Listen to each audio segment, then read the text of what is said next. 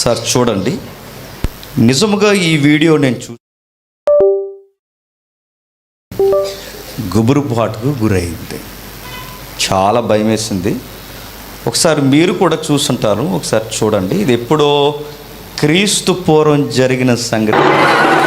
ఇది ఇప్పుడు 2023లో ఇప్పుడు నాకు తారసపడిన వీడియో. ఇటీవల కాలంలో జరిగిన ఒక నరబలి. ఎందుకు ఈ విషయాలు మనం 9 వారాలు మనం ఆలోచించాల్సి వచ్చిందంటే, మన భారతదేశంలో ఇలాంటి తంతు ఇంకా కొనసాగుతుంది అనడానికి ఇది ఒక గుర్తు. ఒకసారి మీరు చూడండి, ఒకసారి చూడండి.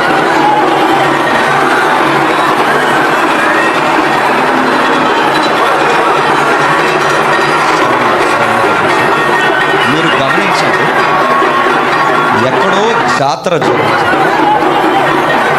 వాళ్ళ డ్రెస్ కోడ్ కానీ, వారి ఇంటి నిర్మాణాలు, వారి దేహ ఆరోగ్యాన్ని చూస్తే మనకు అర్థమవుతుంది విదేశీ స్వదేశీ. మన స్వదేశంలో జరుగుతుంది ఏం జరుగుతుందో ఎవరో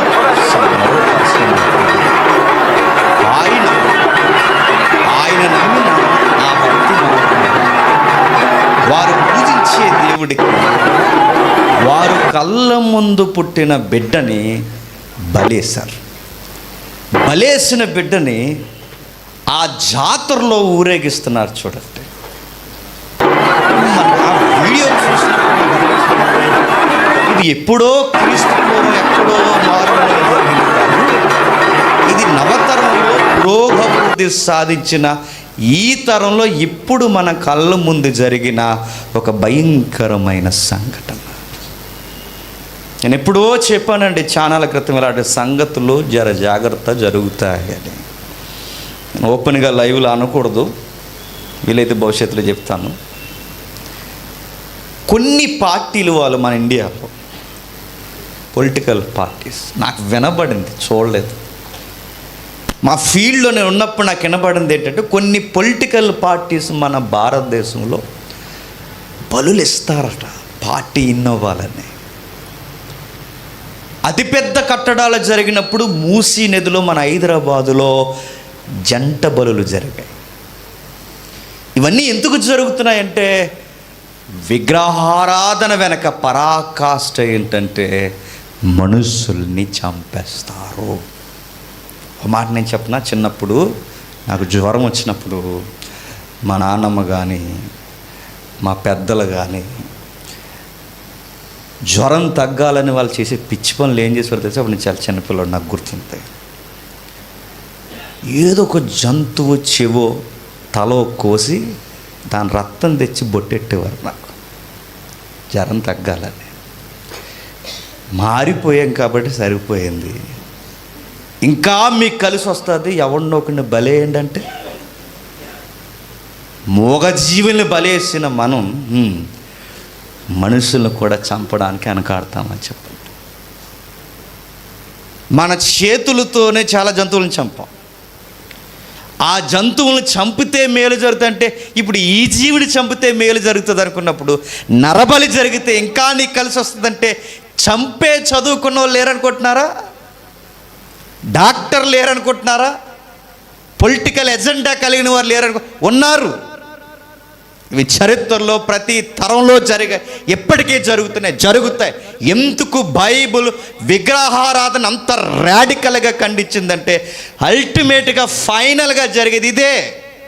మనిషిని చంపేసుకుంటారు, మనిషిని చంపుతారు. గర్భాన్ని పుట్టిన కొడుకుని కూతురిని పట్టుకెళ్ళి అలా నరికేస్తున్నారంటే వెనక ఏ మోటివేషన్ ఉందో చెప్పండి? దేవుడు, మతం అనే మత్తు ఎంతకైనా తీసుకెళ్తుంది. ఆ మతం అనేది ఇలా ఉండకూడదు, ఆ దేవుడు అనేది ఇలా ఉండకూడదు. దైవ ప్రీతి ఉండాలి, మతం అనే విశ్వాసం ఉండాలి, అది ఇలా రైట్ వేలో ఉండాలని చెప్పాలి అంటే రైట్ వే సొసైటీలోకి వేగముగా వెళ్ళాలి. ఈ గీత వంకరగా ఉంది, ఈ గీత వంకరదని చెప్పాలి అంటే స్ట్రైట్ లైన్ చూపిస్తేనే ఇది వంకర అని తెలుస్తుంది. స్ట్రైట్ లైన్ కనబడనంత కాలం ఆ వంకర గీతే స్ట్రైట్ లైన్.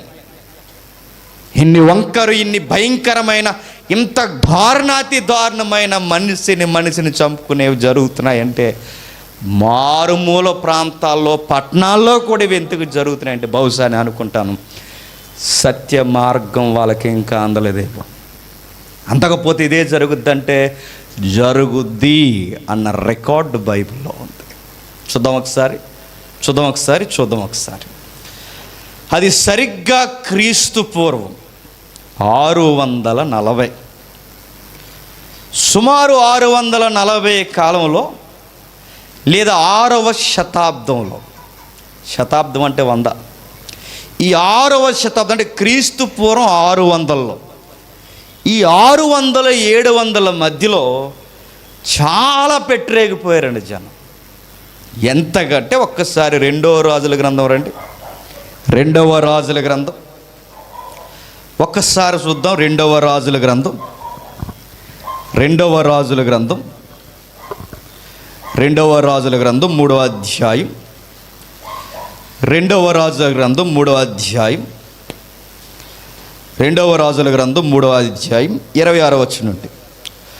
మోయాబు రాజు యుద్ధము బహు కఠినముగా జరుగుట చూసి కత్తిదూయు 700 మందిని ఏర్పరచుకొని ఏదేము రాజు నద్దకు తీసుకొని పోవుటకు యత్నించెను గాని అది వారి వలన కాకపోయెను. పొత్తు రాజకీయాల మధ్య పొత్తులు తేడా వచ్చి యుద్ధాలు జరగడం స్టార్ట్ అయ్యాయి. ఆ యుద్ధాలు జరుగుతున్నప్పుడు భూ ఆక్రమణ జరుగుతుంది. ఆక్రమణ జరుగుతున్నప్పుడు ఆ భూ ఆక్రమణ జరగాలి అంటే విజయం రావాలి. వార్లో వన్ సైడ్ అవ్వాలి. ఎవరో ఒకరు ఆక్యుపై చేయాలి. అలా చేయాలి అంటే వార్ ముమ్మరంగా జరుగుతున్నప్పుడు జనాలు ఉన్నారు, కత్తులు ఉన్నాయి, 700 మంది యుద్ధ శూరులు ఉన్నారు. కానీ ఎదుటిగా ఉన్న అపోజిషన్ పార్టీని జయించలేకపోయారట. ఎవరక్కడ జయించలేకపోతున్నదంటే మోయాబు రాజు. మోయాబీలు అమోనీలు తెలుసు కదండి. మోయాబీలు అమోనీల యొక్క మూలాలు తెలుసుగా. మోయాబీలు అమోనీలు ఎలా వచ్చారో తెలుసుగా. లోతు కుమార్తెలు చేసిన ఒక పాడు పనికి పుట్టిన వంకరోలే మోయాబీలు అమోనీలు. వాళ్ళు పెరిగి వాళ్ళు భయంకరమైన విగ్రహారాధన చేసేవారు.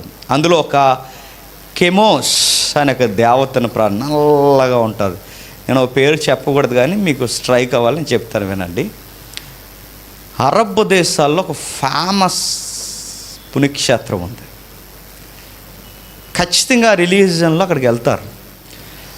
అక్కడికి వెళ్ళినప్పుడు నల్లగా ఒక స్తంభం ఉంటుంది. దాని చుట్టూ ప్రదర్శనలు చేస్తారు. నల్లటి ఆకారం. సేమ్ అదే ఆరాధన విధానం కెమోస్ దేవతకి చేసేవారు అన్నమాట. దాన్ని ఏమంటారంటే కెమోస్ దేవుడిని. కెమోస్ అంటే ఏంటి అని అడిగితే ఆ పేరుకి అర్థం జయశాలి అన్నారు. ఏంటట? యుద్ధములో విజయం కావాలా అయితే ఈ జయశాలిని మొక్కు. ఆడు జయశాలి అంటే అన్న పైన కూర్చున్నాడు చూసారా, నల్లోడు. యుద్ధములో విజయము రావాలి అంటే జయశాలి కెమోస్ను మొక్కు. పంట పొలాల్లో అభివృద్ధి రావాలి అంటే జయశాలిని మొక్కు. పిల్లల సంతాన అభివృద్ధిలో ఇంకనూ పురోగభివృద్ధి సాధించాలి అంటే జయశాలిని మొక్కు. ఇండియాలో ఈ దేవుడిని ఏమని పిలుస్తారు చెప్పనా? శనిదేవుడు అంటారు. ఏ దేవుడు? శనిదేవుడు. ఆ శనిదేవుడే కెమోస్ దేవుడు. ఈ దేవుణ్ణి మొక్కుతారు. మొక్కునప్పుడు ఏం చేస్తారంటే ఈ మోయాబీలు, కెమోస్ అనగా నా పదానికి అర్థం ఏంటండి? విజయం సాధించట, జయం, జయశాలి, జయం. ఇప్పుడు జయం రావాలని మోయాబు రాజు ఏం చేశాడట? ఎంత ఫైట్ చేసినా మనకి రిజల్ట్ రావట్లేదు కనుక ఇప్పుడు ఆ కెమోస్ దేవుడిని మన వైపుకి తిప్పుకుంటే విజయం మన వైపుకి వస్తుంది కనుక విజయం మన వైపుకి రావాలని అప్పుడు రాజు చేసిన పని ఏంటో చూడండి. 27వ వచనం. అప్పుడు అతడు తనకు మారుగా ఏలవలసిన తన జ్యేష్ఠ కుమారుని తీసుకొని పట్టణపు ప్రాకారం మీద దహన బలిగా అర్పింపగా ఇశ్రాయేలు వారి మీదకి కోపము బహుగా వచ్చును. బాగా వినాలి. రాజు కొడుకే తన రాజరికంలో యుద్ధము ముమ్మరంగా జరుగుతున్నప్పుడు వాళ్ళ రాజ్యాల్లో విజయం రావాలని క్రీస్తు పూర్వం 6వ శతాబ్దంలో ఒక రాజు ఏం చేశాడట, సొంత కొడుకునే కెమోస్ దేవుడికి దహన బలిగా అర్పించేశాడు. అంటే ఇది క్రీస్తు పూర్వం జరుగుతున్న రికార్డుగా మనకు కనబడుతుంది. ఇప్పుడు వీడియోలో జరిగింది క్రీస్తు పూర్వమా చెప్పండి? ఎప్పటికీ అదే జరుగుతుంది. బహుశా వాళ్ళు ఆరాధిస్తున్న దేవుడు ఎవడో నాకు తెలియదు, కానీ బహుశా ట్రాన్స్ఫర్ అయిన దేవుడు ఆడు కూడా కెమోస్ అయి ఉంటాడు నాకు తెలిసి. అంటే ఈ దేవుళ్ళ వెనకాల ఫిలాసఫీ ఏంటంటే నరబలి. మొన్న ఒక వీడియో చూసానంటే చాలా భయం వేస్తుంది నాకు. దేవత పేరు ఏంటని అడగండి, బ్రేకులు అడగండి చెప్తాను. ఎంత పెద్ద కథ తెచ్చారండి. అలా నూరేరు, ఇలా నూరేరు, అలా నూరేరు, ఎలా నూరేరు. పట్టుకెళ్ళిన తర్వాత చిన్న పిల్లోడిని ఎదురుగా నిలబెట్టారు. చిన్న పిల్లోడిని ఎదురుగా నిలబెట్టి ఆ కుంకుమ బొట్టాడికి ఎట్టి ఆ బొట్టు నుంచి అలా పక్క వచ్చి ఆ కత్తికో బొట్టెట్టి పెద్ద ఎద్దుని అలా బతుకుండగా కసక్కమని ఒక గేటుకి నరికేశారు.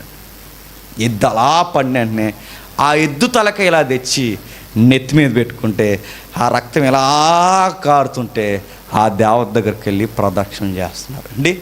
ఆ వాతావరణం చూస్తుంటే ఏమనిపిస్తుంది మీకు చెప్పండి? అందరూ ఉన్నారు, లా అండ్ ఆర్డర్ ఉంది కనుక ఎద్దునిచ్చారు. అడిగేవాడే లేడంటే చెప్పండి, మనుషుల్ని బలిచ్చేస్తారు. లా అండ్ ఆర్డర్ ఉన్న రాష్ట్రాలలోనే కొడుకుని ఇచ్చేశారు. చూస్తున్నాం మనం. ఇప్పటికీ కొన్ని మారుమూల ప్రాంతాలలో ఇప్పటికీ వయసు వచ్చిన పిల్లల్ని బలిస్తారు తెలుసా? కొన్ని ఏరియాస్కి ఎందుకు వెళ్ళొద్దు అంటారంటే వెళ్తే రావు, పూజ చేసేస్తారు నీకు, అందుకే వెళ్ళొద్దు అంట. సెల్ఫీలు బాగా వస్తాయని వెళ్తే లాస్ట్ సెల్ఫీ ఒకటి ఇస్తారు అక్కడ, ఒకటే సెల్ఫీ. ఇంకా కొన్ని ఏరియాలకు వెళితే అదో రకమైన ట్రాన్స్లోకి వెళతారు. ఆ ట్రాన్స్ ఎందుకు వస్తుందంటే ఆ మార్గం అలాగే నేర్పిస్తుంది. మనుషుల్ని బలి కోరుతుంది. ఎందుకు మనుషుల్ని బలి కోరుతుందంటే మీరు 9 తరగతులు విన్నారు కనుక మీకు అర్థం అవ్వాలి. ఎందుకు కోరుతుంది అంటే వెనకాల ప్రేరణ వస్తుంది. ప్రేరణ మనం లాస్ట్ వీక్ చదివాం. మరులు కొలపబడతారు. మరులు కొలపబడటం అంటే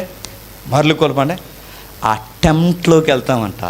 ఆ మరులు కొలపడం, ఆ అట్రాక్షన్లోకి ఏదో జరుగుతుందన్న ఆ ట్రాన్స్లోకి ఎందుకు వెళ్తామంటే వెనకాల ఏముంటాయి చెప్పండి? దయ్యాలు ఉంటాయి, ప్రేరేపిస్తాయి. నీకు మంచి జరగాల వేసేయి, భలేసాయి. ఒక కాలేజీకి హెడ్ మాస్టర్లుగా పనిచేస్తున్న ఒక కాలేజీకి ప్రిన్సిపాల్స్గా పనిచేస్తున్న ఒక తల్లి తండ్రి ఇద్దరూ కలిసి వయసు వచ్చిన బీటెక్ ఫైనల్ ఇయర్ చదువుతున్న పిల్లల్ని రాగి సంబుదల నోట్లో పెట్టి బట్టలు లేకుండా ఆ జిమ్ చేసే డెంబుల్ తీసుకుని అలా గుద్ది చంపేలేదండి మన ఇండియాలో. ఎందుకు అలా చంపేశారని అడిగితే అదిగో వాళ్ళే. ఎందుకు అలా చంపేశారని అడిగితే వాళ్ళు ఏం చెప్పారు చెప్పండి? మా దేవుడు అడిగాడు అన్నారు. ఓషో అని ఒకడు ఉంటాడు, ఎప్పుడైనా సందర్భం వచ్చినప్పుడు చెప్తాను. ఆడు ఫిలాసఫీ నుంచి వచ్చింది. యోగా ఇందాక చెప్పాడు కదా తమ్ముడు, యోగాలో ఫైనల్ స్టేజ్ ఏంటి చెప్పిన? ఆత్మలో ఆత్మ లీలం అవ్వాలి, ఆత్మలో ఆత్మ మమేకం అవ్వాలి, మరలా లెగుస్తారు అన్న ఒక ఫిలాసఫీలో ఫైనల్గా జరిగే ఘోరమే మనుషుల్ని బలివ్వడం. ఇప్పుడు యోగా అధికారికంగా జరుగుతుందో లేదు చెప్పండి? యోగాలు ఇంకా ఫిక్స్ స్టేజ్కి వెళ్ళిపోతే తర్వాత జరిగేది సంబే, అంతే, డెంబులే. తర్వాత జరిగేది అదిగో జరుగుతుంది చూడండి. ఆ జరుగుతున్న విషయాలు మోయాబు రాజు తన కొడుకుని ఏం చేశాడట? దహన బలిగా పట్టణపు ప్రాకారం మీద బలిగా అర్పించేశాడు. రాజే సొంత కొడుకుని బలిగా అర్పిస్తే ఇక సామాన్యులు రెచ్చిపోరు. అంతే కదండి. నాయకుడే సై అంటే కింద లాగుతారా? నాయకుడు ఏ రంగంలో అయినా నాయకుడు నోరు బాగుంటే అతని కింద ఉన్నవారు నోరు బాగుంటుంది. నాయకుడు సరిగ్గా లేకపోతే చెప్పండి ఆ కింద ఉన్నవారు కూడా సరిగ్గా ఉండరు. ఇతనే సై అని ఎగిరాడు అనుకోండి, కింద ఉన్నవాళ్ళు మా గురువు గారే ఎగిరారు, మేము ఎగిరితే ఉందని ఏకంగా ట్రైన్ ఎక్కి కరెంట్ వైర్ పడేసుకుంటారు వాళ్ళు. అలాగ అయిపోతారు. వాళ్ళని పట్టుకోలే, మనం ఒక అడుగు ముందుకేస్తామో వారు 2 అడుగులు ముందుకేసేస్తారు. ఇప్పుడు రాజే ఎలా చేశారంటే ఇప్పుడు వీళ్ళు ఏం చేస్తారు చెప్పండి? ఇంకా రెచ్చిపోయారు. సిరియా తెలుసుగా, డమస్కస్ సిరియా క్యాపిటల్. అప్పుడు బైబిల్ పురాణాల్లో ఇప్పటికే నాకు తెలిసి అదే ఉందనుకుంటా. ఈ సిరియా క్యాపిటల్ డమస్కస్ ఉన్న ఏరియాలో అక్కడ బహు విగ్రహారాధన జరిగేది. ఆ దేవతలను అందరినీ డౌన్లోడ్ చేసుకున్నారు. ఇప్పుడు ఈ యాసాలన్నీ ఎప్పుడైతే చూసారో ఇశ్రాయేలు కూడా ఈ పని చేయడం మొదలెట్టారు.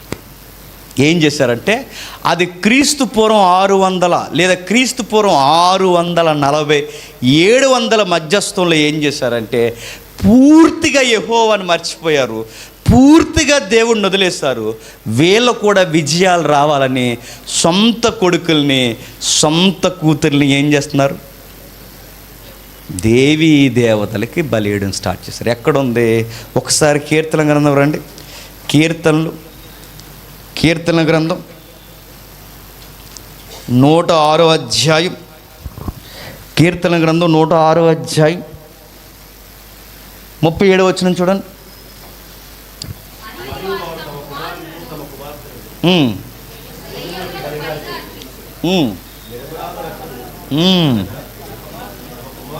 ఏంటట?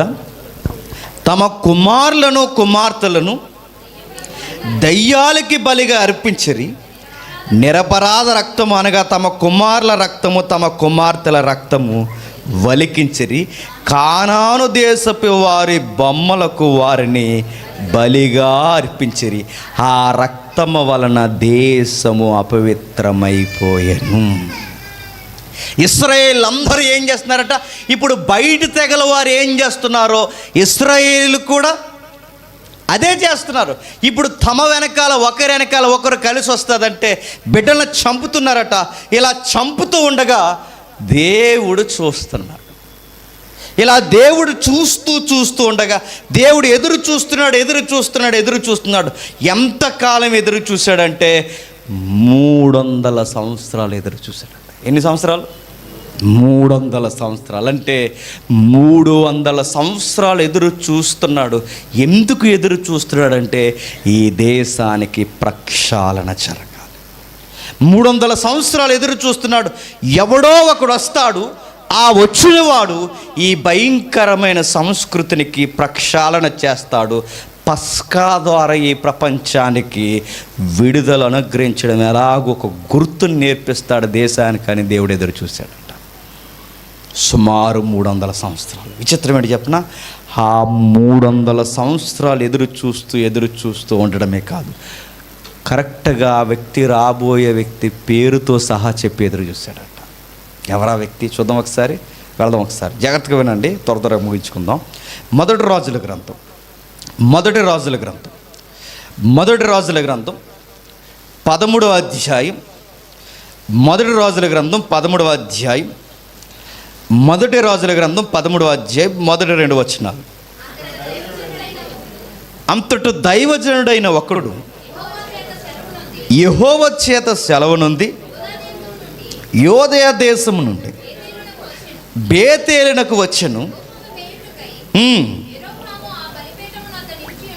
యెరోబాము ఆ బలిపీఠమున యొద్ద నిలిచి ఉండగా ఆ దైవజనుడు యెహోవా ఆజ్ఞ చేత బలిపీఠమునకు ఈ మాట ప్రకటన చేసెను. బలిపీఠమా యెహోవా సెలవిచ్చినదేవనగా దావీదు సంతతిలో ఓసియాను ఒక శిశువు పుట్టును. నీ మీద ధూపం వేసిన ఉన్నత స్థలము యొక్క యాజకులను అతడు నీ మీద అర్పించును.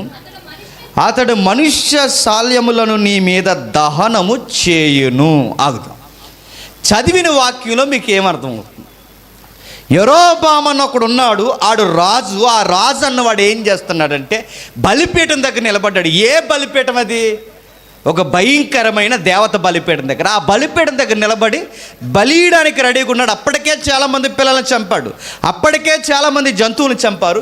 ఇంకా చంపడానికి రెడీ అవుతున్నప్పుడు దేవుడు ఒక దైవజనుడిని పంపించి అన్నాడు, రాజువైన నీకు చెబుతున్నాను, నీకు బలిపీఠానికి యాజకులకి వినబడేలా ఏ యాజకులైతే ఈ బిడ్డలను చంపుతున్నారో, ఏ రాజు అయితే ఈ రాజరెక్క నుంచి చంపిస్తున్నాడో, ఒక రాజు రాబోతున్నాడు. అతడు యోధా సంతతిలో, దావీదు సంతతిలో రాబోతున్నాడు. ఆ రాబోతున్న రాజు పేరు కూడా నేను ముందే చెప్పేస్తున్నాను. ఆ రాజు పేరు జోసియా అన్నాడు. అది ఓసియా. ఈ వ్యక్తి ఎవరైతే ఉన్నాడో, ఈ వ్యక్తి రాబోతున్నాడు. ఆ వ్యక్తి వస్తాడని ఈ 13వ అధ్యాయం మొదటి రాజుల గ్రంథంలో చెబితే, ఎక్కడి నుంచి ఎదురు చూస్తే ఈ రాజు 13వ అధ్యాయం మొదటి రాజుల గ్రంథంలో ఎదురు చూడడం మొదలెడితే 2వ రాజులు 22వ అధ్యాయంలో పుడతాడంటే 2వ రాజులు 22వ అధ్యాయానికి మొదటి రాజులు 13వ అధ్యాయానికి మధ్యలో కాలం ఎంత? 300 సంవత్సరాలు. మనం అనుకుంటాం పేపరేగా తిప్పేసాం అనుకుంటాం. పేపర్ కాదు, 300 ఉంది అక్కడ. ఎంత? 300 సంవత్సరాలంటే ఈ 13వ అధ్యాయం నుంచి 2వ రాజుల గ్రంథం 22వ అధ్యాయం వరకు ఏకముగా 300 సంవత్సరాలు ఈ రాజు వచ్చాడు. ఇప్పుడు ఈ రాజుకి నీ కొరకు దేవుడు చరిత్ర ఇలా చెప్పాడు, నీ కొరకు ఎదురు చూశాడు. నీ కొరకు ఎదురు చూడడమే కాదు, నువ్వు ప్రక్షాళన చేస్తావని దేవుడు నీ కొరకు, నీ పుట్టుక కొరకు ఎదురు చూశాడని వార్త అందించే దైవజనులు కూడా లేరు. ఎందుకంటే పూర్తిగా విగ్రహారాధనతో ఉండిపోయారు, పూర్తిగా విగ్రహారాధన వైపు వెళ్ళిపోయారు. ఏదో అరకొరగా వారికి తెలిసిన మాటల్లో యెహోవాకి ఆరాధన చేస్తున్నారు. ఈ ఎవరైతే ఇప్పుడు మనం ఎదురు చూస్తున్న మన హీరో రాజు ఉన్నాడో ఆయన కూడా 50-50గా ఉండిపోయాడు. అలాంటి టైంలో ఈయన రాజు అయిపోయాడు. సరిగ్గా ఎన్ని సంవత్సరాలకు రాజు అవుతాడంటే 8 సంవత్సరాలకి రాజు అవుతాడు. ఎన్ని సంవత్సరాలకి? మన దేశంలో కూడా ఎవరో ఉంటారు అనుకుంటే 8 సంవత్సరాలకి. అక్బర్ కదా, అక్బరేనా? ఎవరు? బార్బరా? చెప్పండి మరి ఎవరు? అక్బరేగా? అంత డౌట్గా చెప్తున్నారేంటి? ఆయనేనా? 13 8కి ఎవరు ఉంటారు అనుకుంటా? పోన్లే, ఒకవేళ ఆయన 13కి అయితే ఆయనకన్నా ఈయన సీనియర్. ఎవరు? 8 సంవత్సరాలు బాలుడికి ఏం తెలుస్తుంది చెప్పండి? ఏం తెలియదు. కాస్త ఏదన్నా రాజరికపు మెచ్యూరిటీ రావాలంటే 20 దాటాలి. ఎందుకంటే 20లోపు అర్థమైన అన్ని నిర్ణయాలు వేగంగా ఉంటాయి. కాబట్టి కాస్తంత మెచ్యూరిటీ రావాలంటే 25 దాటితే ఇంకా మంచిది. ఆ టైంలో నిర్ణయాలు తీసుకోవడానికి మంచి నిర్ణయాలు వస్తే రాజు పాలన జరుగుతుంది. జరుగుతున్నప్పుడు ఏం జరుగుతుందో ఒకసారి చూద్దాం. దేవుడు ఎలా పిలుస్తున్నాడు చూడండి ఈ అబ్బాయిని. 22వ అధ్యాయం ఒకసారి చూద్దాం. 22వ అధ్యాయం మొదటి వచనం చూడండి. ఓష్య ఏలన ఆరంభించినప్పుడు 8 ఏండ్ల వాడై యెరూషలేమునందు 31 సంవత్సరములు ఏలెను. అతని తల్లి బస్కతు యూరువాడగు ఆదియాకు కుమార్తె అయిన యొదీదా. అతడు యెహోవా దృష్టికి యథార్థముగా నడుచుచు కుడి ఎడమలకు తిరగక తన పితరుడగు దావీదు చూసిన ప్రవర్తనని సరిగ్గా ప్రవర్తించుచుండు. కానీ ఇది ఇంకా బాగా చేయాలని ఆయనకి రైట్గా ఆయన దగ్గర ఏమీ బైబిల్ అనేది లేదు. అంటే మీకు ఒక విషయం చెప్తున్నాను, గమనించండి. సరిగ్గా 6వ శతాబ్దం క్రీస్తు పూర్వంలో బైబిల్ లేని కాలం అది. అంటే బైబిల్ లేకపోతే సంస్కృతి ఎలా ఉంటుందంటే, ఎక్కడైతే ఈ సత్య మార్గం వెలువరింపబడదో అక్కడ సంస్కృతి విష సంస్కృతి అయిపోవడమే కాదు, మనిషిని ఏం చేస్తారు చెప్పండి? చంపుకుంటారు. ఇప్పుడు అలాంటి స్టేజ్కి వచ్చేసారు, చంపుతున్నారు. అక్కడ బైబిలే లేదు. రాజు వచ్చాడు, రాజు మంచిగా పాలన చేస్తున్నాడు. ఆ పాలన అలా జరుగుతూ ఉన్నప్పుడు రాజుకు వయసు అయ్యే కొలిది బాగా వినండి. ఒక అధ్యాయం మరలా మనం దాటి ఇదే సంగతిని వృత్తాంతాలు ఉంటుంది. అంటే అది రాజుల గ్రంథమే, ఇది రాజుల గ్రంథమే. 2 వృత్తాంతాలు కనబడితే 2 రాజుల గ్రంథాలు కనబడతాయి. ఎప్పుడైనా గమనించండి. 2 రాజుల గ్రంథాలు 2 వృత్తాంతాలు ఎందుకు కనబడతాయి అంటే, ఒకటి ఇశ్రాయేల్ రాజుల కోసం చెప్తే 2 యూదుల రాజుల కోసం చెప్తుంది. ఒక వృత్తాంతం ఇశ్రాయేల్ కొరకు ఎక్కువ ఫోకస్ చేస్తే, ఒక వృత్తాంత గ్రంథం యూదుల కొరకు ఎక్కువ కేంద్రీకరిస్తారు. అందుకే రెండు ఉంటాయి. ఎందుకంటే ఆ దేశం ఏమైంది, రెండుగా విడిపోయింది కనుక. ఇప్పుడు ఇదే సందర్భాన్ని ఒక్కసారి 34వ అధ్యాయం రండి, రెండవ దినవృత్తాంతాల గ్రంథం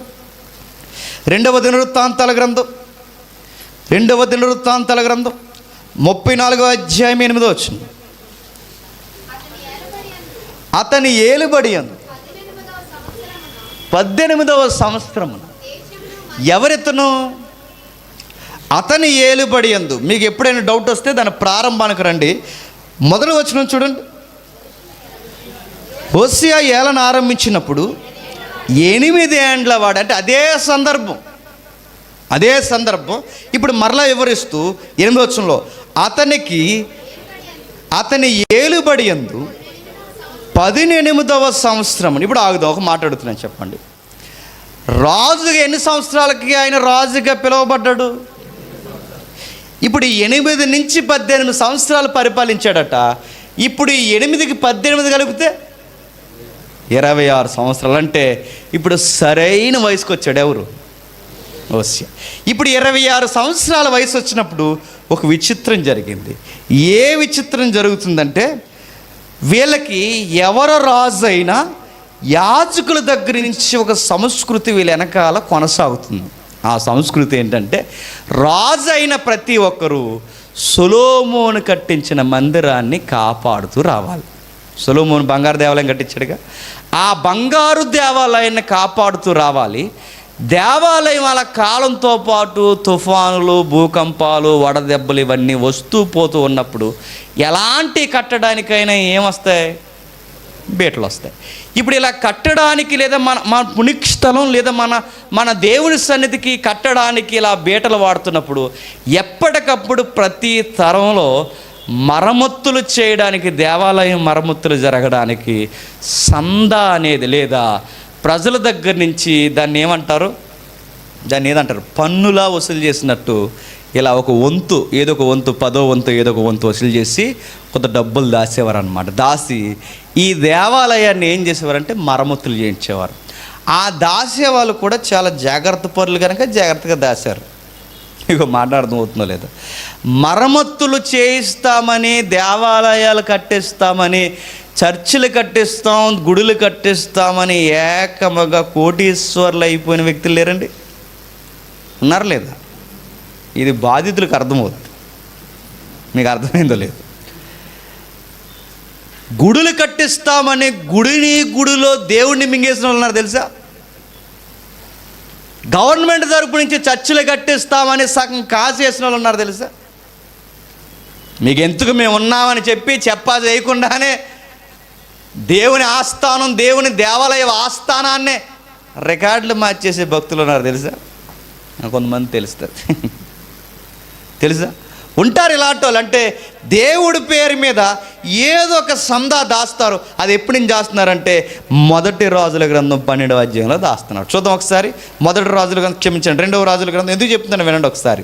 2వ రాజుల గ్రంథం 12వ అధ్యాయం, 2వ రాజుల గ్రంథం 12వ అధ్యాయం 4వ వచనం. 2వ రాజుల గ్రంథం 12వ అధ్యాయం 4వ వచనం. యోవాషు యాజకులను పిలిపించి యెహోవా మందిరములోకి తేబడు ప్రతిష్ఠిత వస్తువులు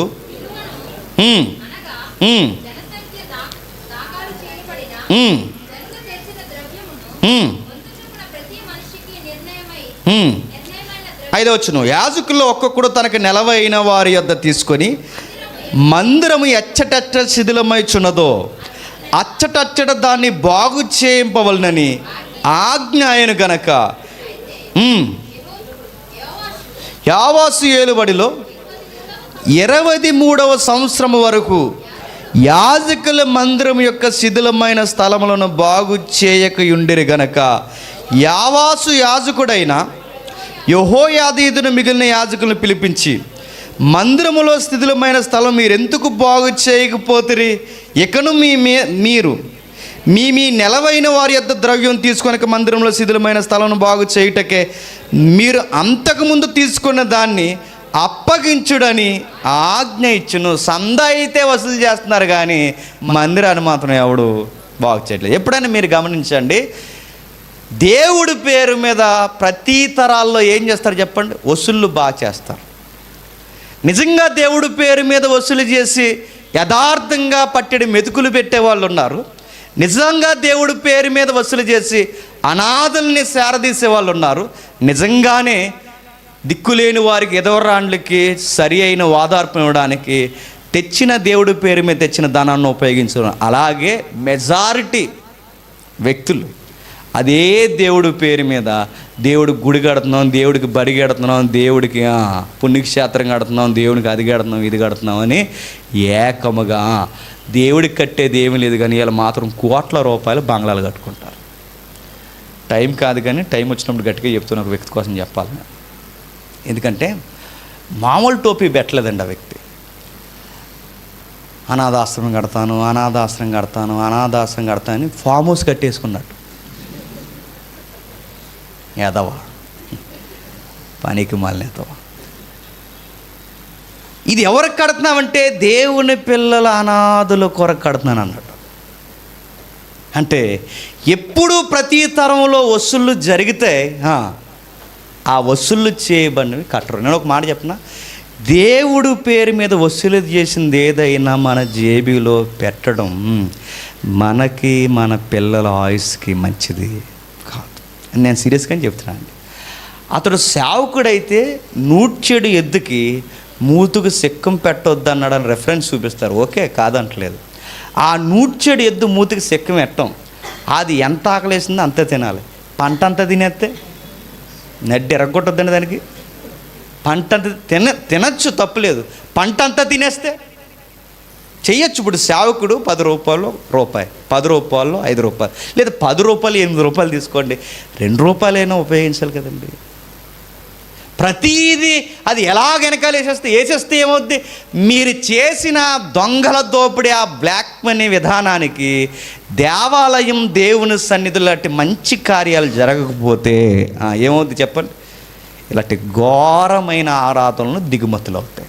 అయిని ఈ రాజు కాలం వచ్చేసరికి ఈ ట్రెజరీలో డబ్బు అలాగ ఎక్కువైపోయిందట. మంచి రాజు కదండి, ఎవరు? దేవుడు ఎదురు చూసిన రాజు. ట్రెజరీ డబ్బు అంతా బయటికి తీయించాడు. ఇంత డబ్బు మీరు లోపల దాసి ఏం చేస్తున్నారు? పగుళ్ళు, మందిరంలో అంత పగుళ్ళు వస్తున్నప్పుడు మీరు ఏం చేస్తున్నారు? ఇదిగో మందిరంలో ఏర్పడిన ప్రతి పగుల్ని మీరు జాగ్రత్తగా కూర్చోండి, ఆ ట్రెజరీలో ఉన్న డబ్బు అంతా వాడండి. సరిపోతే మన రాజకోటలో ఉన్న ధనాన్ని కూడా ఉపయోగించండి, పనులు ప్రారంభించండి అన్నాడు. ఇలా పనులు స్టార్ట్ చేశారు. ఎప్పుడైతే పనులు స్టార్ట్ చేశారో సుమారు ఈ 2వ రాజుల గ్రంథం 12వ అధ్యాయం ఈ 22వ అధ్యాయానికి మధ్యకాలం ఎంత అంటే 190 సంవత్సరాలు ఉంటుంది. ఎంత? 190 సంవత్సరాల నుంచి ఏం చేస్తున్నారంటే వీళ్ళు మరమ్మతులే చేస్తున్నారంట. మరి డబ్బులు ఏమవుతున్నాయో ఎప్పుడు మీరు గమనించారా? కొన్ని రిలీజన్స్లో రిలీజన్ ఆ మతాన్ని నిలబెట్టాలంటే మందిరం కడుతున్నాం అంటారు. మందిరం కట్టరు. ఏ రిలీజన్ అడగండి నన్ను. మందిరం కడుతున్నాం అంటారు, కట్టరు. ఎందుకు కట్టరు చెప్పినా? మందిరం కట్టారనుకోండి స్లోగన్ ఉండదుగా, మరి అందుకు కట్టరు. మందిరం కడుతున్నాం ఎప్పుడు కడతానే ఉంటారు, మన తాతల కాడి నుంచి కడతానే ఉంటారు, కానీ ఇప్పటికీ కట్టరు. అది అలా కడతానే ఉంటారు. ఏంటంటే అది అలా కడుతూనే వీళ్ళు ఇలా బతకగలరు. అలాగే 190 సంవత్సరాలు అంటే ఎన్ని తరాలు పోయి ఉంటాయండి? ఇన్ని తరాలు పోయినా ఎక్కడ మందిరంలో మరమ్మతులు సరిగ్గా జరగలేదట. ఈ రాజు వచ్చినప్పుడు ఎక్కడెక్కడో మూల నుండి పోయిన పగుళ్ళు కూడా మొత్తం మరమ్మతులు చేయమన్నాడు. విచిత్రం ఏంటి చెప్పిన? ఆ మరమ్మతులు జరుగుతున్నప్పుడు ఒక విచిత్రం జరిగింది. ఏం జరిగింది ఆ విచిత్రం అంటే, వాళ్ళు అలా మరమ్మతులు చేస్తున్నప్పుడు సామానం అన్నీ బయట తీస్తారు. కానీ అప్పుడప్పుడు మనం పండగకి చేస్తాంగా ఇంట్లోకి మరమ్మతులు. ఎందుకు చేయం? పండగలు చేయరండి, అంతేం సిగ్గుపడకండి, చేస్తారు అందరూ. ఆ పైన ఉన్నాయి దించుతాం, చింతపండు తెస్తాం, ఎగదెగ తోముతాం, ఆ పక్కన తెస్తాం, బలలు తీస్తాం, 5 వేస్తాం, అవి పోస్తాం, ఈ పోస్తాం, అన్ని రకాలు చేస్తాం. అలాగే అలా చేస్తున్నారు, మొత్తం అన్ని బయటకు తీస్తున్నారు. ఇలా బయటకు తీస్తూ ఉండగా సడన్గా వాళ్ళ కంటకి కొన్ని ప్రతులు దొరికాయట. అరే ఏంట్రా ఈ ప్రతులు ఇలా ఉన్నాయని చెప్పారు. ఎందుకంటే ఎప్పుడో రాజరికంలో ఉండిపోయినాయి, కానీ ఏమైనా ఉండిపోయినాయి అని ఆ ప్రతులు తిరగేస్తే ఆ ప్రతులు అర్థం అవ్వట్లేదు. పురాతనమైన లిపిలో ఉన్నాయి, వాళ్ళకన్నా పురాతనమైన భాష అది. ఆ లిపి వాళ్ళకి అర్థం కాకపోయేసరికి ఏం చేశారంటే స్క్రైబ్స్ దగ్గర పట్టుకెళ్ళారు. శాస్త్రులు, ఈ రైటర్స్ ఉంటారుగా, ట్రాన్స్లేషన్ చేసేవారిని శాస్త్రులు అన్నారు. వాళ్ళకి అన్ని లాంగ్వేజ్లు వస్తాయి, ఎందుకంటే వాళ్ళు ట్రాన్స్లేషన్ చేయాలిగా, వాళ్ళనే శాస్త్రులు అంటారు బైబిల్లో. వాళ్ళ దగ్గర పట్టుకెళ్ళి ఇవేవో మనకు దొరికాయి, ఆస్థాన శాస్త్రులైన మీరు దీని సంగతి ఏంటో ఒకసారి చూడండి అని ఒక్కసారి వాళ్ళకి ఇస్తే వాళ్ళు చూశారు. చూసినప్పుడు వాళ్ళందరూ ఆశ్చర్యపోయారండి. ఏమని చెప్పారు ఒకసారి చూడండి. 2వ దినవృత్తాంతాల గ్రంథం అండి, ఇక్కడి నుంచి జాగ్రత్తగా వినాలి. 2వ దినవృత్తాంతాల గ్రంథం 34వ అధ్యాయం, 2వ దినవృత్తాంతాల గ్రంథం 34వ అధ్యాయం 14వ వచనం.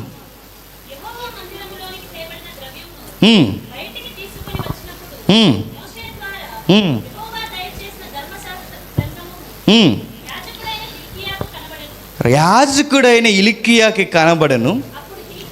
అప్పుడు హిల్కీయా యెహోవా మందిరమందు ధర్మశాస్త్రము గల గ్రంథము నాకు దొరికెనని శాస్త్రియగు సాపానుతో చెప్పి ఆ గ్రంథమును సాపానునకు అప్పగించి. ఏం దొరికిందట? వాళ్ళ మందిరంలో ఈ దులుపుడు కార్యక్రమం లేదా ఈ మరమ్మతుల కార్యక్రమం, ఈ శిథిలమైన మందిరాన్ని బాగు చేస్తూ ఉంటే ఆ దోగర్లు దులుపుతుండగా ఎక్కడో మూలన పాత ప్రతి దొరికిందట.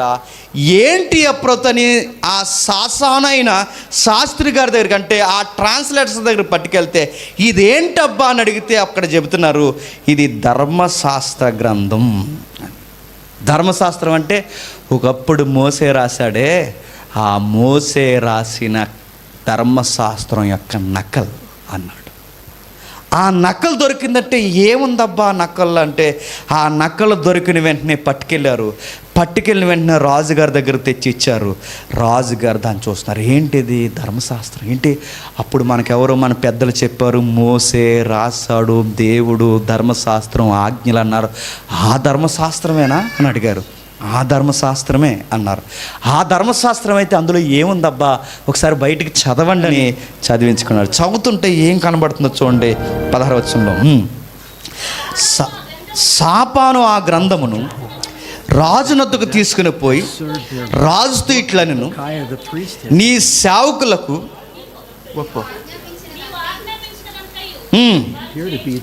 వారు చేయుచున్నారు యెహోవా మందిరమునందు దొరికిన ద్రవ్యమును వారు పోగు చేసి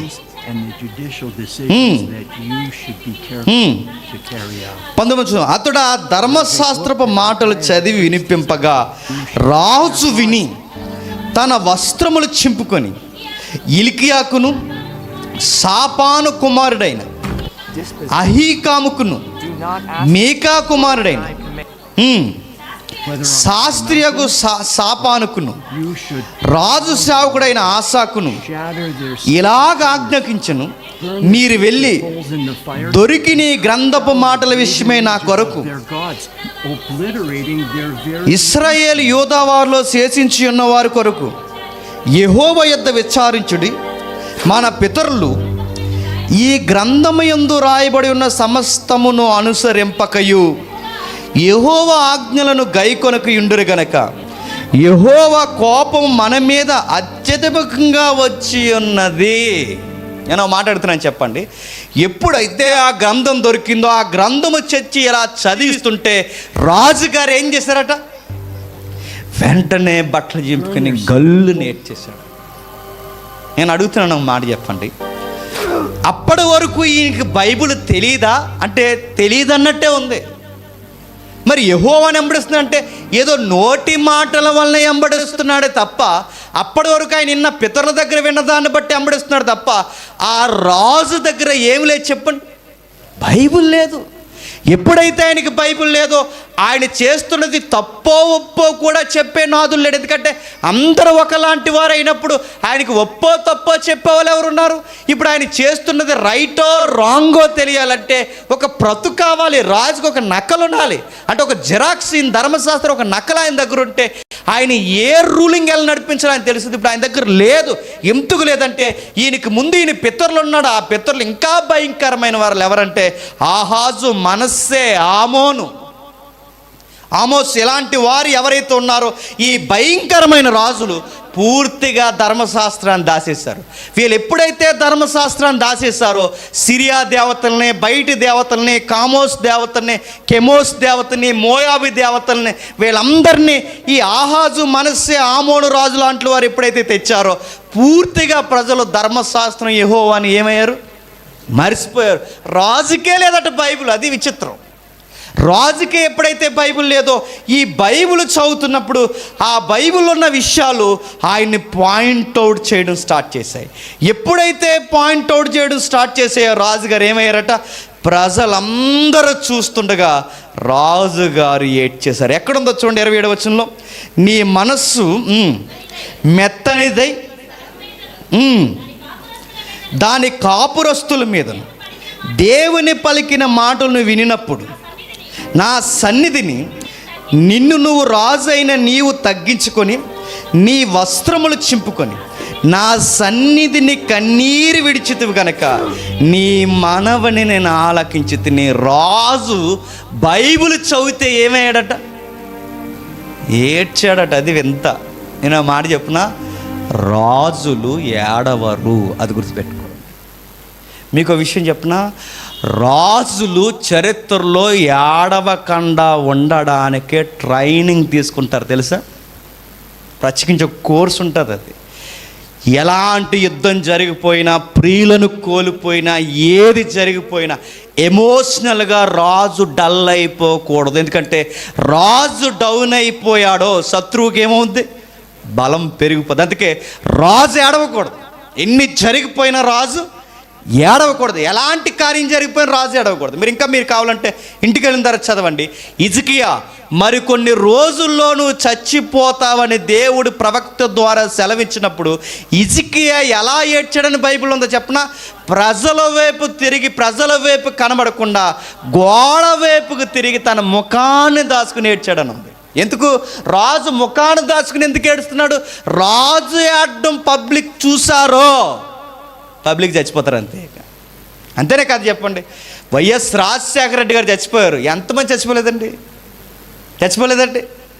కొంతమంది ఆ వార్తల ఎమోషనల్ సౌండ్నే చచ్చిపోయారు. కొంతమంది అదేదో సాంగ్ వేసేవారు, ఆ సాంగ్నే సగం టెంప్ట్ అయిపోయి చచ్చిపోయారు. ఇంకో 10 సంవత్సరాలు బతుకుతాను ముసడు చచ్చిపోయాడు. ఎందుకు చచ్చిపోయారు? ఆ కన్నీరు కానీ, ఆ బాధ కానీ, ఆ శ్లోక సముద్రం కానీ ఇవన్నీ చూస్తే చచ్చిపోతారు. అందుకే ఎప్పుడు ఇంట్లో ఉన్న పెద్దోళ్ళు ఏడకూడదు. ఎందుకు చెప్పినా, మన ఏడ్చామో మన వెనకాల ఉన్న వాళ్ళు ఏమవుతారు చెప్పండి? చెదిరిపోతారు. అందుకే ఏడకూడదండి. ఇప్పుడు తండ్రులు అయిన వారు కానీ తల్లి ఎప్పుడు ఎన్ని జరిగిపోయినా అలా లోపల దాచుకుని అలాగేంది అన్నట్టు అలా ఉండండి. అంతే జరుగుతాయి, అలా జరగనియండి అనాలి. అంతే. అది మేకపోతే గాంభీర్యం చూపించాలి. అలా చూపించి రాజు ఉండలేకపోయాడట. మరొక ఎగ్జాంపుల్ చెప్తాను, ముగించేస్తాను. ఇక రాజీవ్ గాంధీ చనిపోయాడు. రాజీవ్ గాంధీ కొడుకు ఎవరండి? రాహుల్ గాంధీ. ఫారెన్లో ఉన్నాడు. రాజీవ్ గాంధీ గారు చనిపోయినప్పుడు రాహుల్ గాంధీ వచ్చారు. రాహుల్ గాంధీ వచ్చి వాళ్ళ డాడీ యొక్క ఆ శవాన్ని ముక్కలుగా చూసేసరికి ఇలా ఏడడానికి రెడీ అవుతున్నప్పుడు సిస్టర్ ఉంది పక్కన, ప్రియాంక గాంధీ అంది, మై డియర్ బ్రదర్ ఏడద్దు అంతే, నువ్వు ఏడడానికి వీల్లేదు. ఎందుకంటే గాంధీ కుటుంబం కన్నీళ్ళు పెట్టుకోవడం, నెహ్రూ కుటుంబం కన్నీళ్ళు పెట్టుకోవడం ప్రజలు చూడకూడదు. ఏడొద్దు. నాన్న చనిపోయాడని ఏడొద్దు. మన తాత చనిపోయాడు, మన నాన్న చనిపోయాడు, రేపొద్దు నువ్వు చచ్చిపోవచ్చు. మన ముందు మనం ఎవరైనా చనిపోయి ఆడకూడదు. ఎందుకంటే మనం ఏడవడం స్టార్ట్ చేస్తే ప్రజలు పిచ్చోలైపోతారు. ఆడొద్దు అన్నాడు. ఇలా ఏడకుండా ఉండడానికే రాజులు ఏం చేస్తారట? ట్రైనింగ్ తీసుకుంటారు. ఎంత ట్రైనింగ్ తీసుకున్నా ఏ విషయంలో నిజంగా ఏడొచ్చో ఏడలేమేమో కానీ స్వచ్ఛమైన వాక్యం నిజంగా గుండెలోకి వెళ్ళింది అనుకోండి, ఏడ్చేస్తాం. నువ్వు ఎన్ని ట్రైనింగ్లు తీసుకున్నా, మనం ఎంత ఏడవకూడదని ఎంత కంట్రోల్ చేసుకున్నా కొన్నిసార్లు కొంతమంది సేవకులు మీరు గమనించండి, వాళ్ళ వాక్యం చెబుతూ ఏడ్చేస్తారు. అరే మనకి ఏడుపు రావట్లేదు, ఆయనకి ఎందుకు ఏడుపు వస్తుందంటే ఆయన వాక్యంతో కనెక్ట్ అయ్యాడు, నువ్వు ఏదో కనెక్ట్ అయ్యావు, అందుకే ఏడవను. వాళ్ళ వాక్యం అంటే అరే ఆ వాక్యంలో ఏముందంటే ఏముందో కాదు, అక్కడ దేవుని మాట ఉంది, ఆ మాటకి ఏడ్చేస్తారు వాళ్ళు. ఇప్పుడు కొన్నిసార్లు ఇప్పుడు ఇలా నడుస్తూ ఈ ముఖ్యమంత్రి వచ్చి ఏజీఎంస్ ఎలా ఉన్నావు అనగానే ఏం లేదు ఆ మాటలో, ఆయన అలా పలకరించేసరికి నేను ఏమైపోతాను చెప్పండి, బాగున్నానండి అన్నండి అన్నం. ఎందుకు అంత పెద్ద అయిన మాట ఇలా వచ్చి జేమ్స్ అని నన్ను అన్నాడంటే నేను ఎంత ఎమోషనల్గా ఏడ్చాను. ఒక ముఖ్యమంత్రి పలకరిస్తేనే ఆ కామన్గా పిలిచే పిలుపుకే మనం ఏడ్చేస్తే, సాక్షాత్తు దేవుని మాట అలా దొరికి రాజువైన నీకే చెబుతున్నానంటే ఆ మాటలు నాకే చెప్పాయా, నా కొరకు 300 సంవత్సరాలు ఎదురు చూశాడా, నా పేరుతో సహా చెప్పాడా, ఈ ప్రక్షాళన జరగాలని నా కొరకు ఎదురు చూశాడు అన్నప్పుడు ఎంత ట్రైనింగ్ తీసుకున్నా ఓసియా రాజు ఏడకుండా ఉండగలడా చెప్పండి. గల్లు నెట్టేశాడండి. 26 సంవత్సరాల కుర్రోడు, నిండు ప్రాయంలో ఉన్న కుర్రోడు, ఆ యవనస్తుడు తట్టుకోలేక ఏడ్చాడు. ఎవరి కోసం ఏడ్చాడు చెప్పండి? ఫోన్ కొనలేదని ఏడలేదు. ఎవరి కోసం ఏడ్చాడు చెప్పండి? లవర్ కోసం ఏడలేదు. ఎవరి కోసం ఆ 20 ఏళ్ళ కుర్రోడు ఏడుస్తున్నాడు చెప్పండి? పనికి మాలిన వీడియో గేమ్స్ కోసం కాదు, ఏ విషయాల కొరకు ఏడుస్తున్నా, లౌకికమైన ఏ దరిద్రపు విషయాల కొరకు కాదు. ఆ 20 ఏళ్ళ యవ్వన రాజు, పైగా సెటిల్ అయిపోయిన లైఫ్లో నా రాజు, కింగ్, ఎవరి కోసం ఏడుస్తున్నాడు? నచ్చే మాట ఏంటి చెప్పనా? దేవుడి కోసం ఏడుస్తున్నాడు. దేవుని కోసం ఏడ్చే యవనస్తుడు ఉన్నాడంటే చరిత్రలో ఉన్నాడు. పైగా రాజు ఏడ్చాడు దేవుడి కోసం. నా దేవుడు కొరకు ఇంత ఇలా ఉందా, ఏం జరిగిందని వెంటనే ఆ దొరికిన ప్రతు మరింత ఎక్స్పీరియన్స్ ఉన్న ఒక ప్రవక్తని దగ్గరికి పంపించారు. కింది వచనాలు చూద్దాం ఒకసారి. 34వ అధ్యాయం ముగించుకుందాం. 34వ అధ్యాయం 22వ వచనం. 34వ అధ్యాయం 22వ వచనం.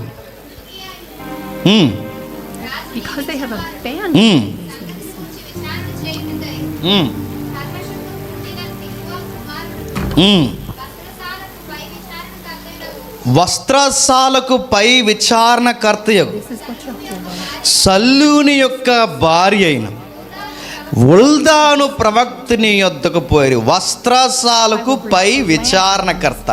వస్త్రశాలకు పై విచారణకర్త అంటే కాస్ట్యూమ్ డిజైనర్.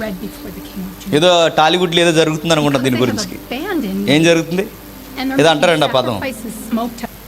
అది ఈ డ్రెస్ వేసుకుంటే బాగుంటుంది, ఈ డ్రెస్ అయితే బాగా కనబడుతుంది, ఈ డ్రెస్ అయితే హీరోయిన్ని డిజైన్ చేసే ఒక కోర్సు ఉంది తెలుసా? ఆ కోర్సు వల్లనేనంట సమంత గారు ఇంట్లో గొడవలు వచ్చినాయి. ఎవరైనా అడగండి. ఆ కోర్సు ఉంటుంది, వాళ్ళు అడుగుతారట, దాని మీద ఒక ఫైట్ జరుగుతుందిగా. ఫైట్ ఏంటంటే హీరోయిన్ని ఇబ్బంది పెడుతున్నారు, ఎందుకంటే ఈ డ్రెస్సులు అంటే వీళ్ళు ఇది వేసుకుంటే బాగుంటారు, ఇది వేసుకుంటే బాగుంటారని ఈ డిజైనర్స్ ఎవరైతే ఉన్నారో వాళ్ళని ఏదో అంటారండి, ఏదో ఉద్యమం ఉంది. కాస్ట్యూమ్ డిజైనర్స్ తెలుసులే మాకు, అది కాదు ఏదో ఓడి ఉంది, దాని మీద ఫైట్ జరుగుతుంది. కాస్ట్యూమ్ కోచ్ ఏదో ఉంది, అదేదో జరుగుతుంది. సేమ్ అదే ఉద్యోగం అంటాయి ప్రవక్తనిగా అలా అయింది. ఏ ఉద్యోగం? రాజుగారు ఏ బట్టలు వేసుకోవాలి, రాజుగారు ఏ బట్టలు వేసుకోకూడదు, ఏ టైంకి ఏంటి, వంటశాలకు వెళ్ళినప్పుడు, బయటకు వచ్చినప్పుడు, ఫంక్షన్కి వెళ్ళినప్పుడు ఇలాంటి ఉద్యోగం చేస్తున్నాడు ప్రవక్తని గారు వాళ్ళ ఆయన. ఎలాంటి ఉద్యోగం చేసినా ఆ వెనకాల ఉన్న ఆవిడ ప్రవక్తని గనక ఆమెను బట్టి తన యజమాని కూడా గౌరవించారు. సరాసరి ఆ దొరికిన ప్రొత్తుంది చూసారు ఆ ధర్మశాస్త్రం, అక్కడికి పట్టుకెళ్ళి మేడం ఇందులో ఏముందో కొంచెం చెబుతారా, మీరు ప్రవక్తని కదని పట్టుకెళ్ళారు. నాకు విచిత్రమైన మాట అని చెప్పిన, ఆ ప్రవక్తని దగ్గరికి ఆ పట్టుకెళ్తున్న టైంలో ఆమె దగ్గరికి పట్టుకెళ్తున్నప్పుడు అప్పటికే ఆ ఉన్న సమకాలీన కాలంలో ఎవరు ప్రవక్తలుగా ఉన్నారు చెప్పిన? యెర్మియా, జపన్య, ఇలాంటి ప్రవక్తలుగా ఉన్న టైంలో ఈవిడ ప్రవక్తని అండి. అంత పెద్ద ప్రవక్తలు ఉన్నప్పుడు ఒక ప్రవక్తని దగ్గరికి ఈ పుస్తకాన్ని పట్టుకెళ్తున్నారంటే ఈవిడికి ఎంత గొప్ప సాక్ష్యం ఉంటే పట్టుకెళ్తారండి. మీకు అర్థమైందా? యెర్మియా అంటే చిన్నోడండి, జపన్య అంటే చిన్నోడండి. అలాంటి వారు ఉన్నప్పుడు ఈమె దగ్గరికి ఈ పుస్తకాన్ని పట్టుకెళ్ళి దీని సంగతి ఏంటో చూడమని అడుగుతున్నారంటే ఈమెకి ఎంత గొప్ప పేరుండి ఉంటుంది చూడండి. అలా పట్టుకెళ్ళి మేడం ఇందులో ఏమున్నాయి చెప్పండి అంటే మీకు విషయం చెప్తున్నాను. మొత్తం చదివి ద్వితీయోపదేశకాండ 28వ అధ్యాయం అంతా చదివించిందని చరిత్ర. అది చదివించినప్పుడు రాజు గల్లు నేర్చేశాడు. ఏడ్చేసి అన్నాడు, ఇప్పుడు నేను ఏం చేయాలి? ఏం చేయడం ఏంటి? అసలు నీ పుట్టుక ఏదో సాదృశ్యంగానో ఏదో నీ పుట్టుక ఎవరో అనుకుంటేనో జరిగిపోలేదు. నీ పుట్టుక దేవుడు అనుకుంటే జరిగింది. నన్నేం చేయమంటారు మేడం అని అడిగితే ఆ మొదటి రాజుల గ్రంథంలో నీ గురించి ఏమైతే చెప్పబడిందో, నేను అంటున్నాను అప్పటికి రాజుల గ్రంథం లేదు, ఆ మొదటి రాజుల గ్రంథంలో ఏదైతే చెప్పబడిందో అది నీ లైఫ్లో నెరవేరడానికే దేవుడు నిన్ను పుట్టించాడు. ఏం చేయాలంటే ఏం చేయడం అంటే ఎక్కడెక్కడైతే పసిపిల్లలను బలేస్తున్నారో, ఎక్కడెక్కడైతే ఇలాంటి భయంకరమైన విగ్రహాధన జరుగుతుందో వాటిని నీ ద్వారా దేవుడు మాన్పించేస్తానని దేవుడు సెలవిచ్చాడు గనక నువ్వు పోయి చేయాల్సిన పని ఏంటంటే నువ్వు అర్జెంటుకి వెళ్ళి ఇలాంటి బయట నైవేద్యాలు ఎవరెవరైతే ఎక్కడెక్కడైతే ఇస్తున్నారో వాళ్ళందరిని నువ్వేం చేయాలి? తునాతునకలు చేసి ఆ బలిపీఠాలు పడగొట్టి ఎక్కడైతే ఈ భయంకరమైన విగ్రహారాధన జరుగుతుందో అక్కడ వీటిని నువ్వేం చేయాలి? నిలిపివేయాలి. ఎక్కడ జరిగింది చూడండి ఒకసారి. 2వ రాజుల గ్రంథం ఒకసారి చూద్దాం, త్వరగా ముగించుకుందాం. 2వ రాజుల గ్రంథం 23వ అధ్యాయం. 2వ రాజుల గ్రంథం 23వ అధ్యాయం. అప్పుడు రాజు యోధా పెద్దలందరినీ, యెరూషలేము పెద్దలందరినీ తన యొద్దకు పిలిపించి యోధా వారందరినీ, యెరూషలేము కాపురస్తులందరినీ, యాజకులను, ప్రవక్తలను, అల్పులేమి, గనులేమి జనులందరినీ పిలుచుకొని యెహోవా మందిరంలోకి వచ్చి వారు వినిచుండగా యెహోవా మందిరం ముందు దొరికిన నిబంధన గ్రంథములోని మాటలన్నిటినీ చదివించెను. రాజు ఒక స్తంభం దగ్గర నిలిచి యెహోవా మార్గమందు నడిచి ఆయన ఆజ్ఞలను, కట్టలను, శాసనమును పూర్ణ హృదయంతో పూర్ణాత్మతో గైకొని ఈ గ్రంథమందు రాయబడి ఉన్న నిబంధన సంబంధమైన మాటలను స్థిరపరచమని యెహోవా సన్నిధి నిబంధన చేయగా జనులందరూ ఆ నిబంధనకు సమ్మతించిరి. ఇంటికి వెళ్ళిన తర్వాత అధ్యాయం చదవండి. అలా చెబుతూ 9వ వచనంలో ఏమంటాడు చూడండి. అయినప్పటికీ ఆ ఉన్నత స్థలముల మీద నియమింపబడిన యాజకులు యెరూషలేముందున యెహోవా బలిపీఠం దగ్గర రాక తమ సహోదరుల యొద్ద పురుషులేమి ఆహారమును భక్షించువారు మరియు ఎవడైనను తన కుమారునే గాని కుమార్తెనే గాని మొలేకునకు అగ్నిగుండము దాటింపకుండినట్లు బెన్హిన్నోము లోయలో ఉన్న తోపీతు అను ప్రదేశమును అతడు అపవిత్రం చేయించడం అంటే ఎక్కడైతే పసిపిల్లలను బలేసే గుళ్ళు, గోపురాలు ఇవన్నీ ఉన్నాయో వాటన్నిటినీ బహిరంగంగా నిలిపివేయాలని వాటిని జరిగిస్తున్న యాజకుల్ని వాళ్ళ పేకల పట్టుకుని తీసుకుని వచ్చి వాళ్ళ తోకలు కట్ చేసి వాళ్ళని ఎక్కడికక్కడే చెడగొట్టి ఆ బలిపీఠాలను పూర్తిగా అపవిత్రం చేసి తీసి పడేసి దేశం మొత్తం పవిత్రం చేసి పడేసి. నేను అడుగుతున్నాను, కొంతమంది పిల్లలు చనిపోకుండా ఆయన కాపాడగలిగాడు అంటే ఆ రాజుకి ఆ ప్రక్షాళన దేశంలో ఈ ఉద్యమం జరగాలన్న ఆ మోటో ఆయనకి ఎలా వచ్చింది చెప్పండి? బైబిల్ దొరకడం వల్ల వచ్చిందంటే బైబిల్ ఎక్కడుంటే అక్కడ ఏం జరుగుద్ది చెప్పండి? మూఢాచారాలు కనుమరుగైపోతాయి. ఎక్కడైతే సత్యము బోధింపబడతాదో, ఎక్కడైతే ఈ గ్రంథము వేగముగా వెళతాదో అక్కడ సంస్కృతి డెవలప్ అవుద్ది. ఈ బైబిల్ రానంత కాలం, ఈ మిషనరీ వ్యవస్థ ఇండియాకి రానంత కాలం మన ఇండియాలో సతీ సహగమనం జరగలేదండి. సతీ ఆగమనం జరగల. చూస్తుండగానే ఇక్కడ పసిపిల్లనే కాదు, బతుకుండగానే చంపేశారు వేరొక మనుషుల్ని. అది ఎవరు ఆపారు? విలియం కేరీ ఆపాడు. విలియం కేరీ ఎలా ఆపగలిగాడు? విలియం కేరీ చేతుల్లో బైబిల్ ఉంది కాబట్టి ఆపగలిగాడు. విలియం కేరీ ఎవరికి చెప్పాపాడు? లార్డ్కి చెప్పాడు. ఆ లార్డ్కి అర్థమయ్యేలా వీళ్ళిద్దరి మధ్య మీడియేటర్గా లోకల్ లీడర్ ఎవడు? రాజా రామ్మోహన్ రాయ్ ఉన్నాడు. అంటే ఎక్కడ ఈ బైబిల్ ఉంటుందో అక్కడ నాగరికత అభివృద్ధి చెందుద్ది. ఇండియాలో మెజారిటీ పొలిటికల్ లీడర్స్ అందరూ చదువుకున్నది. గుర్తుపెట్టుకోండి, పురాతనమైన మన భారత రాజ్యాంగం పునాదులు పడుతున్నప్పుడు ఇక్కడున్న ఈ పెద్ద మనుషులందరూ చదువుకున్నది క్రిస్టియన్ స్కూల్స్లో చదువుకున్నారు. విద్యను నేర్పించారు, బట్టలు వేసుకోవడం నేర్పించారు, ఆచారాలు, దైవభక్తి, దైవ ప్రీతి ఎలా ఉండాలి నేర్పించారు, పొరుగు వారిని ఎలా ప్రేమించాలి నేర్పించారు, స్కూళ్ళు, వైద్యం, హాస్పిటల్స్ ఇవన్నీ కట్టుకుంటూ వచ్చారు. ఇవన్నీ వాళ్ళు ఎలా చేయగలిగారు? వాళ్ళకు ఒక విషయం తెలుసు, వాళ్ళ దగ్గర సత్యం ఉంది. రైట్ వే అంటే ఏంటో తెలుసు. సరే, దేవుణ్ణి నమ్ముకుంటే దేవుడి పేరు మీద మనుషులను బలం ఇవ్వడం ఏంటరా, ఇది తప్పు అని తెలియచేయడానికి వాళ్ళు ఏం చేశారో తెలుసా, సత్యం ఏంటో చెప్పడం స్టార్ట్ చేశారు. అంటే ఇది తప్పు, ఈ మూఢాచారాలు తప్పు అని తెలియాలంటే వీళ్ళకి విద్యలో జ్ఞానం పెరగాలి, వీళ్ళకి విద్య రావాలి. విద్య రావాలంటే స్కూల్ కట్టాలి, పెట్టాలి. ఈ స్కూల్లో చదివేసి క్రిస్టియానిటీ వద్దంటున్నారు. చూసారా, ఇప్పుడు చదివేసి ఇదేసి మతం అంట. నేను అడుగుతున్నాను, ఈ సొక్కా మందగా తెలుసా, ఈ ప్యాంట్ మందగా తెలుసా? అసలు ఒకప్పుడు మన తాతలు డ్రెస్ కోడ్ ఏంటి చెప్పనా? అది నేను చెప్పకూడదు, ఇంకా అది మన డ్రెస్ కోడ్. వేసుకోవడం నేర్పించారు, ఎలా తినాలో నేర్పించారు, ఏ ఏరియాకి ఏ ఫుడ్ బాగుంటుందో చెప్పు, అన్నీ ఇవన్నీ నేర్పించింది బ్రిటిష్ వాళ్ళు. అనకండి, ఆ బ్రిటిష్ వాళ్ళకి మనకి సంబంధం లేదు, మిషనరీస్ కోసం చెప్తున్నాను. బ్రిటిష్ వాళ్ళు మిషనరీస్కి సపోర్ట్ చేశారంటే హిస్టరీ తిరగేయండి. హిస్టరీలో బ్రిటిషర్స్ ఎప్పుడు వ్యాపారాలు చేసుకోవడానికి వచ్చిన వీళ్ళు మిషనరీకి సపోర్ట్ ఇవ్వలేదు. ఎందుకు చెప్పినా, వీళ్ళ వ్యాపారాలు ఎక్కడ దెబ్బతింటాయని మిషనరీస్ని సపోర్ట్ ఇచ్చేవారు కాదు. వాళ్ళు వచ్చినప్పుడు మిషనరీస్ వాళ్ళ వ్యాపారాలకు అడ్డొస్తారని కావాలని అవాయిడ్ చేశారు. కానీ అనేక మంది పురుకొల్పబడ్డారు కనుక మూఢాచారాలు పోవాలని నిర్ణయించుకుని సత్యం వెలువరించారు. మీకు విషయం చెప్తున్నాను, క్రీస్తు పూర్వం 6వ శతాబ్దంలో బైబిల్ లేకపోయిన సరికి అన్ని బలులు పసిపిల్లలను చంపేస్తే నేను అడుగుతున్నాను, ఎప్పటికీ 23వ సంవత్సరంలో బలులు జరుగుతున్నాయంటే బహుశా ఆ ఏరియాలో ఏం లేదు చెప్పండి. బైబిల్ ఉన్నా చెప్పండి, దాన్ని చెప్పేవారు లేరు అన్నమాట. ఇప్పుడు మన చేతుల్లో బైబిల్ ఉంది, బైబిల్ ఉందంతే, అలాగా దాన్ని చదవమను. ప్రతి ఒక్కరి చేతుల్లో బైబిల్ ఉంది, దాన్ని చదవమను. చదవకపోతే, దానిలో ఉన్న సంగతులు చెప్పకపోతే, దైవ ప్రీతి ఏంటో నేర్పించకపోతే మనిషి చివరికి ఏ పరాకాష్ఠకి వెళ్ళిపోతారు చెప్పనా? మనిషిని మనిషి చెప్పం లేదండి.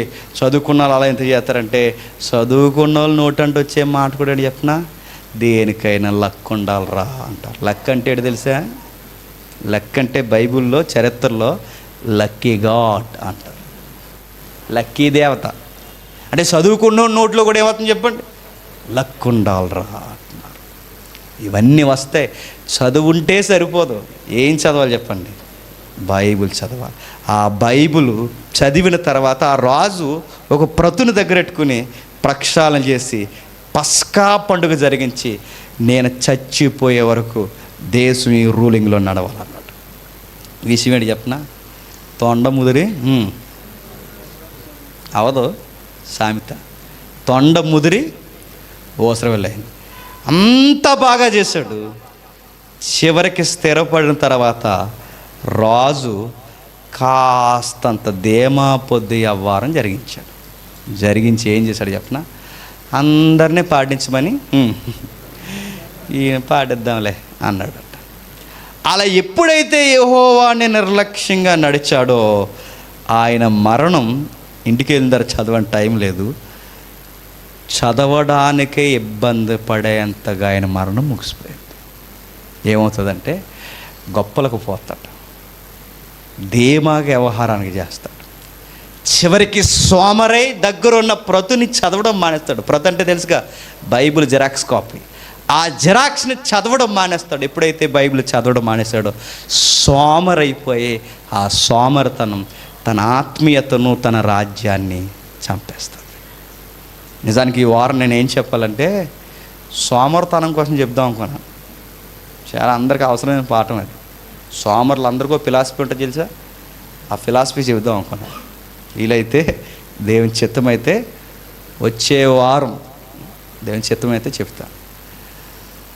అలాంటి సోమరితనాన్ని ఎప్పుడైతే ఈయన తెచ్చుకున్నాడో అందరూ బాగుపడ్డాడో ఈయన పాడైపోయాడు, చచ్చిపోయాడు.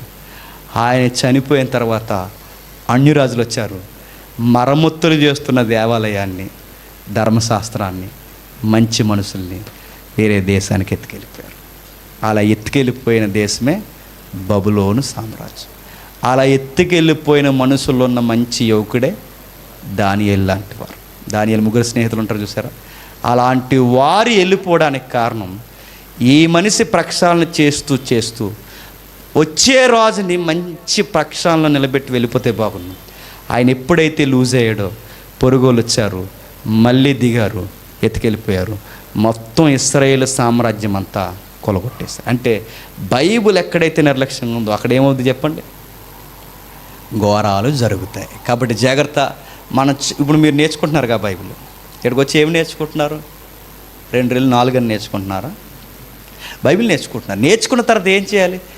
మీ సర్కిల్ ఉంటుందిగా, మీరు ఎక్కడెక్కడో సర్కిల్ ఉంటుందిగా, ఆ సర్కిల్లో చెప్పండి, ఇలా ఉందరా హిస్టరీ, దేవుడు అంటే ఇలా ఉంటుందంటరా, దేవుడు అంటే ఇదిరా, ఈ మూఢాచారాలు ఇలా ఉండకూడదని నోరిప్పి చెప్పడం స్టార్ట్ చేయండి. కొంతవరకైనా కొందరినైనా మంచి విధానంలో కాపాడడం స్టార్ట్ చేస్తాం. వచ్చామమ్మా చెప్పండి, వెళ్ళామమ్మా అంటే ఒరిగేది ఏమీ లేదు ఇక్కడ. ఎందుకంటే నా బాధ్యత ఏదో నేను చెప్పుకుంటూ వెళ్ళిపోతున్నాను. తర్వాత బాధ్యత ఎవరు చెప్పండి? మీది. కొన్ని రోజులకి ఎలా ఉన్నా చెప్పినా ఇలా 10 సంవత్సరాలు 20 సంవత్సరాలు ఎక్కడ కూర్చొని ఉండకూడదు. మీరు ఎక్కడైనా తర్వాత ఒక 10 సంవత్సరాలకు మీరు కూడా ఏమవాలి చెప్పండి, ఈ సొసైటీలో ఏదో మూలం మీరు కూడా ఇలాంటి గుంపుని వేసుకుని మీరు కూడా చెబుతున్నారు. అలా ఏ సంఘం అయితే ఈ గ్రంథాన్ని వెలువరిస్తూ ముందుకెళ్తుందో, ఈ సత్యం ఎక్కడైతే వెలువరింపబడుతుందో ఆ ఏరియాలు వెలుగుతాయి వెలుగుల్లో. అలా వెలిగిస్తూ ఉండాలని దేవుడు మిమ్మల్ని దీవించును గాక. ఆమేన్. ప్రార్థన. ప్రేమగల తండ్రి, కృపగల దేవ, నిజమే తండ్రి, మీ వాక్యము తండ్రి సమాజానికి ఎంత బాగా తెలిస్తే అంత ప్రక్షాళన జరుగుతుంది. నరాలలోనికి, కీళ్ళలోనికి, మూలుగుల్లోనికి దూసుకెళ్ళే శక్తి వాక్యానికి ఉంది తండ్రి. ఆ వాక్యం లేని ఒక తరం తండ్రి క్రీస్తుపూర్వం 6వ శతాబ్దంలో ఘోర కలి జరిగింది. పసిపిల్లల్నే చేతులారా బలిచ్చేశారు తండ్రి. ఈ రోజుకి 23వ తండ్రి 20వ శతాబ్దంలో తండ్రి 21వ శతాబ్దంలో ఈ రోజుకి మా కళ్ళ ముందు తండ్రి, మా తరంలో ఇప్పటికీ పసిపిల్లలను బలేస్తున్నారు తండ్రి. దానికి కారణం గ్రంథం ఉన్నా తండ్రి, గ్రంథంలో ఉన్న విషయాలు బయటికి చెప్పేవారు లేకపోవడం. ఏది భక్తో, ఏది మూఢభక్తో, ఏది సత్యమో, ఏది అసత్యమో, ఏది నీతి కలిగినదో, ఏది నిత్యత్వం కలిగినదో తండ్రి నేర్పించి వెలువరించి మాట్లాడేవారు లేరు తండ్రి. అది లేని నాడు ఎంత చదువులున్నా తండ్రి ఆ సంస్కారం వారికి రావాలి అంటే బైబిల్ చదువుకోవాల్సినదే. అట్టి విధముగా తండ్రి ఈ సమాజాన్ని, కొందరినైనా తండ్రి మా తరాన్ని, మా చుట్టూ ఉన్న మూఢాచారాల నుంచి బయటికి లాగగలిగే శక్తిని, సామర్థ్యమును మాకు అనుగ్రహిస్తారని కోరుతున్నాం. దేవా, మీ చిత్తమైతే వచ్చేవారు మరిన్ని విలువైన మాటలు మేము తండ్రి మీ సంఘానికి మేము బోధించడానికి ఇదే స్థలంలో మమ్మల్ని నిలబెడతారని కోరుతున్నాం. మాకున్న ప్రతి ఆటంకాన్ని తొలగించి మరింత ఆనందంతో, మా గుండెల నిండా ధైర్యంతో తండ్రి మరలా మమ్మల్ని తీసుకొస్తారని కోరుతూ, అందరినీ, మా శత్రువులను, మా నాశనాన్ని కోరుతున్న వారిని తండ్రి వారిని క్షమించి తండ్రి వారిని దీవిస్తారని అర్థిస్తూ, వారికి మాకును సమాధానం అనుగ్రహిస్తారని అర్థిస్తూ క్రీస్తు నామమున ఈ ప్రార్థన సమర్పిస్తున్నాం తండ్రి. ఆమేన్. ఆమేన్.